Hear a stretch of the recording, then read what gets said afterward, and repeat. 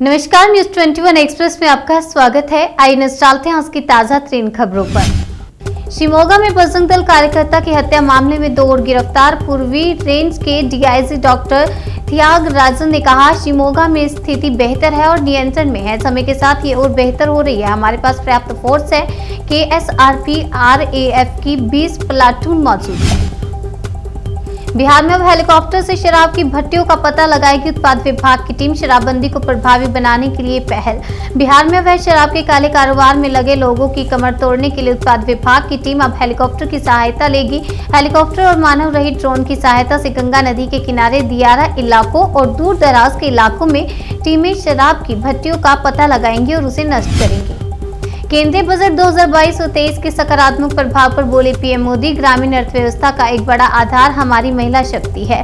PM Modi ने कहा कि बजट में पीएम आवास योजना, ग्रामीण सड़क योजना, जल जीवन मिशन, नॉर्थ ईस्ट की कनेक्टिविटी, गांवों की ब्रॉडबैंड कनेक्टिविटी, ऐसी हर योजना के लिए जरूरी प्रावधान किया गया। गायों की सुरक्षा को लेकर सीएम योगी ने दिया बड़ा बयान। प्रति गाय 900 रुपए प्रति महीने देने का किया वादा। विधानसभा चुनाव में 5वें चरण के मतदान के लिए अयोध्या जिले में प्रचार करने पहुंचे मुख्यमंत्री योगी आदित्यनाथ ने सपा पर निशाना साधा और किसानों को प्रति गाय 900 रुपए महीने दिए जाने का वादा किया। अमेठी के तिलोई से सीएम योगी ने विपक्ष पर चलाए सियासी तीर। पूछा, क्या साइकिल से बम लेकर नहीं गए थे आतंकी? योगी ने कहा कि सपा जब सत्ता में आई थी तो उसने पहला निर्णय आतंकियों के मुकदमे वापस लेने का किया था। उन्होंने कहा कि सपा को वोट देने का मतलब आने वाली पीढ़ी के भविष्य को बर्बाद करना है। हैदराबाद में गाय को ले जा रहे वाहन को रोकने पर झड़प। आपस में भिड़े 2 गुट, इलाके में तनाव। हैदराबाद के करमान घाट इलाके में कल 2 गुटों के बीच झड़प के बाद इलाके में तनाव का माहौल पैदा हो गया। माहौल को देखते हुए इलाके में भारी पुलिस बल तैनात किया गया।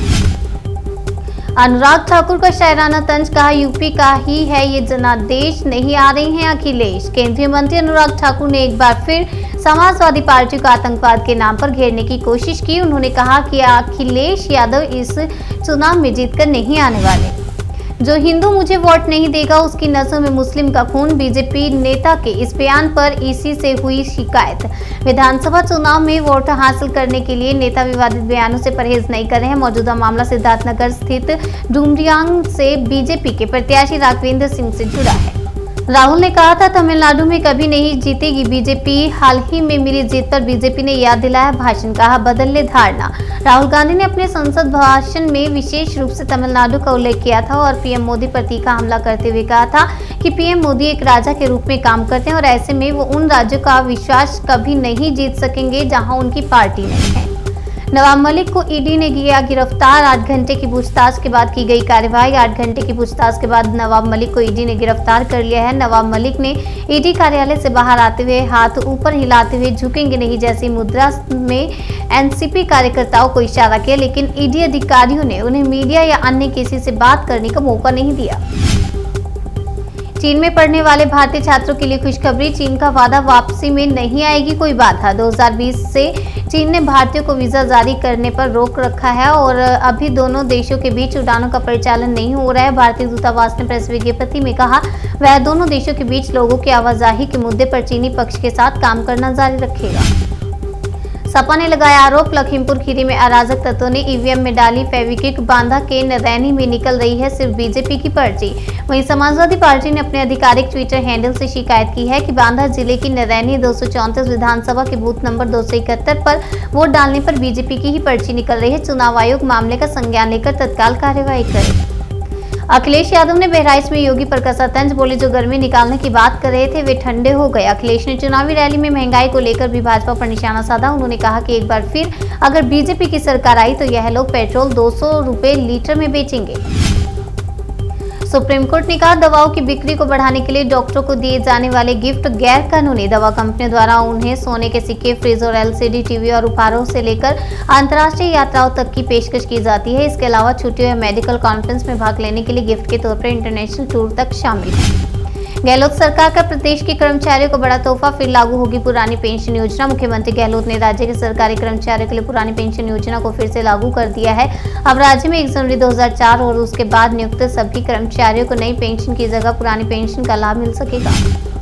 एयरफोर्स की बड़ी ताकत भारत पहुंचे 3 और राफेल लड़ाकू विमान 36 में से 35 की हो चुकी है डिलीवरी। वायुसेना ने कहा कि फ्रांस और संयुक्त अरब अमीरात की वायुसेनाओं ने यात्रा के दौरान विमानों को ईंधन मुहैया कराया है। वायुसेना ने ट्वीट करते हुए बताया कि 3 और राफेल लड़ाकू विमान के भारत पहुंचने के बाद इनकी संख्या 35 हो गई।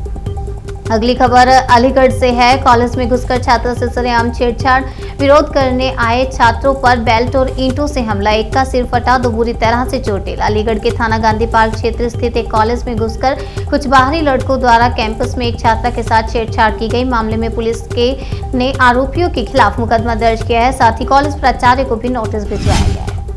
नवाब मलिक की गिरफ्तारी पर बोले अखिलेश यादव, बीजेपी जब घबराती है तो एजेंसियों को काम पर लगाती है। अखिलेश यादव ने कहा, बीजेपी जब घबराती है तो एजेंसियों को काम पर लगाती है। बीजेपी लोगों को गिरफ्तार करवाकर अपमानित करती है, झूठे मुकदमे लगाकर जेल भेजती है। न्यूज़ 21 एक्सप्रेस में फिलहाल इतना ही। तब तक के लिए बने रहिए हमारे साथ और देखते रहिए न्यूज़ 21।